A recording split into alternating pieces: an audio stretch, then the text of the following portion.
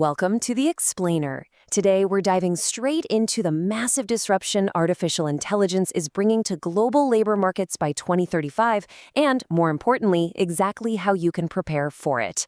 I know there's a ton of anxiety out there right now. The constant worry of, are we all going to be replaced by machines? Well, today, we're going to push past the panic, look strictly at the hard data, and unpack what top economic researchers are actually projecting for the next decade. All right, let's kick things off with a frankly staggering number from Goldman Sachs research. 300 million jobs globally are exposed to AI automation over the next decade. Now, when you hear a number like that, it's so easy to just assume the absolute worst. But it's crucial to understand that exposed does not necessarily mean eliminated. What it really means is that a significant chunk of the daily tasks within those roles will be fundamentally altered. Make no mistake, the way we work is about to change on a scale we literally haven't seen in generations. Of course, technology has always evolved, right? We can trace it all the way back from the Turing test in 1950 up through Siri and IBM's Watson. But the sudden, explosive arrival of generative AI, that marks a qualitative departure from every past wave of industrial automation. Past revolutions mostly substituted physical labor or, basic routine clerical work. But generative AI is achieving cognitive automation. It's capable of complex reasoning, creative writing, and high-level analysis that we honestly previously thought were the exclusive domains of the human mind. So here's our agenda for today. 1. The Great AI Restructuring. 2. Displacement versus new creation. 3. Surviving the transition valley. 4. The prompt engineering revolution. And 5. Policy responses and UBI. We're going to tackle the scary displacement numbers head-on, but also explore the actionable solutions that'll actually get us through this. Section 1. The Great AI Restructuring, a fundamental reorganization of work. We really need to shift our perspective away from this binary fear of job loss and start understanding this as a massive restructuring of tasks, roles, and skills. Get a load of this McKinsey projection. Nearly half of all working hours in the US and Europe could be automated by 2035. Think about that for a second. Half of the time currently spent on the clock handed over to AI. The direct consequence here is that 12 million professionals will be forced to completely change their jobs. To put that into perspective, that's twice the pre-pandemic rate of labor transition. It's a fundamental reorganization of how human capital is valued. Moving on to Section 2, Displacement versus New Creation, the net positive paradox. Let's look at the actual math behind the jobs being destroyed versus the jobs being created. Because while millions of tasks are being automated, massive new industries are simultaneously springing up. The World Economic Forum projects something totally fascinating. While 85 million routine jobs will disappear by 2025, 97 million new roles will emerge. Globally, that is a net gain of 12 million jobs. But, and this is a massive but, it's a highly unequal transition. The person losing their job in routine data entry isn't just instantly equipped to become a machine learning engineer, right? So the net numbers look great on paper, but the individual reality is highly disruptive. And when you look at predicted net job creation by sector, you really see this massive structural dislocation. We're looking at heavy projected growth in health, social work, STEM, and education. These are fields that require high emotional intelligence and complex contextual reasoning. Contrast that with the sharp declines we're seeing in manufacturing, transportation, and public administration.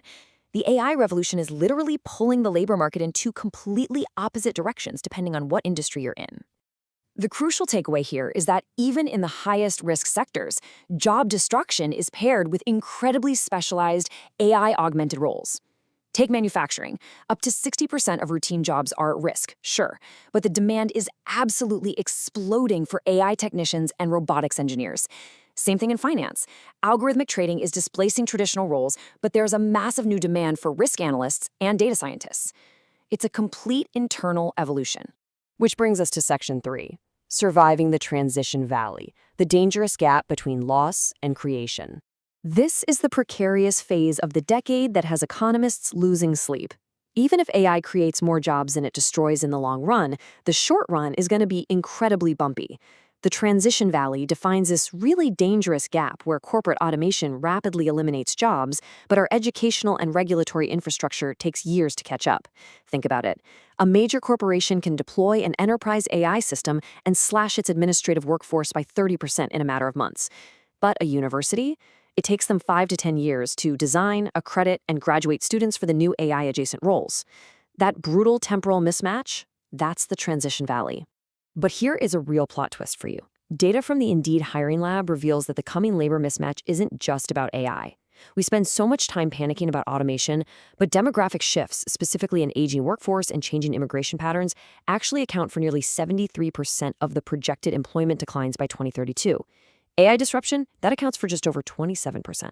This means AI is actually stepping into a labor market that's already shrinking structurally, which might actually help cushion the blow of the transition valley.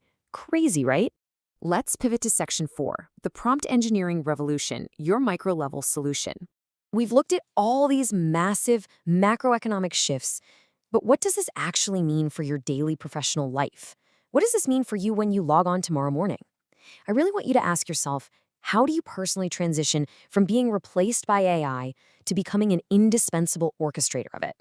Because the professionals who thrive in 2035 won't be the ones competing with AI. They'll be the ones who know exactly how to extract the absolute maximum value from it. And that requires human-AI collaboration. Studies are showing that proper prompt engineering training yields a massive 1.32 standard deviation boost in performance. In real-world terms, researchers are seeing professionals improve their operational productivity by up to 60% simply by learning how to properly structure their queries and workflows with generative AI. It is hands down the highest leverage skill you can learn right now to dramatically boost your output. To get there, you can follow this super clear 12-month prompt engineering skill development framework. You start with a 3 to 6 month foundation, basic prompt logic, getting familiar with the tools. Then you move into an intermediate phase, actively integrating AI into your specific industry workflows over the next 6 to 12 months. Finally, you hit the advanced tier, where you're actively training custom models and strategically optimizing your entire department's output. It's a total game changer. Finally, let's zoom back out for Section 5, policy responses and UBI macro-level safety nets. Because look, no matter how many individuals level up their prompt engineering skills, millions of people are going to fall through the cracks during the transition valley. Societal-level interventions are absolutely crucial here. Without robust systemic safety nets, things like early childhood education reform, regional innovation hubs, regulatory sandboxes, the inequalities caused by AI are going to become severe. We need retraining support funded by public-private partnerships. But of course, the most hotly debated intervention on this whole list is universal basic income. Economic modeling actually indicates that even in a worst-case scenario where AI creates 0 new jobs, it could still fiscally sustain a universal basic income. How? Because AI makes the production of automated goods and services incredibly cheap, meaning the broader economy experiences a massive surge in capital. Researchers theorize that taxing these AI-generated capital rents could easily provide a safety net, making sure individuals aren't left destitute by the displacement. As this quote from the literature perfectly summarizes, the whole binary framing of AI destroys jobs versus AI creates jobs is analytically inadequate. We are not facing the end of human labor, folks. We are facing the greatest restructuring of professional identity in modern history. The lawyer of 2035 is going to spend less time on manual legal research and way more time on high-level strategy. The physician will spend less time charting and more time on complex patient communication. Work isn't vanishing, it's elevating. So ultimately, the choice is yours. By 2035, will you be displaced by automation or augmented by your AI teammate? How are you going to adapt your skills today to secure your place in the transformed workforce of tomorrow? Are you going to let the wave of automation wash over you, or are you going to learn to orchestrate these incredibly powerful new tools?